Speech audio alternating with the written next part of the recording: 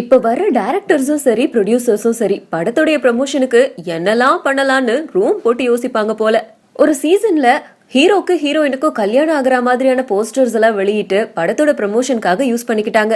அது ரொம்ப பரபரப்பா பேசப்பட்டுச்சு. அதுக்கப்புறம் படத்தோட ப்ரமோஷனுக்கு இப்படியெல்லாம் பண்ணலாமான்னு அட்வான்ஸா யோசிக்க ஆரம்பிச்சிட்டாங்க அப்கமிங் டைரக்டர்ஸ், ப்ரொடியூசர்ஸ். ரசிகர்கள் கிட்ட இப்போதைக்கு எந்த ஒரு விஷயம் ரொம்ப ஹாட்டா இருக்கு அப்படிங்கறத அப்சர்வ் பண்றாங்க. அந்த வகையில தல அஜித், இளைய தளபதி விஜய் இவங்க 2 பேருடைய ரசிகர்களுக்கும் நடுவுல போரே நடக்குது அப்படிங்கறத தெரிஞ்சுக்கிட்டாங்க. கொஞ்ச நாளைக்கு முன்னாடி நிறைய படங்கள்ல தளபதி ஃபேன்ஸ் அப்படின்னு சொல்லிட்டு அஜித் பத்தியும் விஜய் பத்தியும் பேசி ரசிகர்களுக்குள்ளார சண்டையை மூட்டி விட்டு குளிர் காஞ்சாங்க. ஆனா இப்போ வந்திருக்கிற ஒரு புதுமுக டைரக்டர் ஒரு ஹோல் படத்தையே இந்த மாதிரி ஒரு ட்ரெண்டிங்ல எடுத்திருக்காரு. இந்த படத்துல நீங்க நினைக்கிற மாதிரி அஜித் கூட விஜய் இணைச்சு எதுவும் பண்ணல.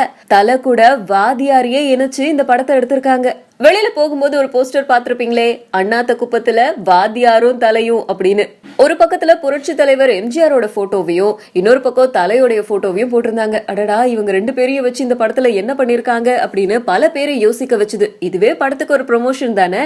சரி, படத்துல இந்த 2 பேரையும் வச்சு நீங்க என்னதான் பண்றீங்க அப்படின்னு படத்தோட டைரக்டரான சூர்யா கிட்ட கேட்டா, படத்துடைய கதையில தலையும் வாதியாரையும் வச்சு நாங்க நிறைய விஷயங்கள் பண்ணிருக்கோம். ஏன்னா வாத்தியாரும் சரி தலையும் சரி நிஜ லைஃப்ல நிறைய தர்மங்கள் பண்ணவங்க. அந்த விஷயங்களை அப்படியே லைட்டா இதுல சொல்லிருக்கோம்.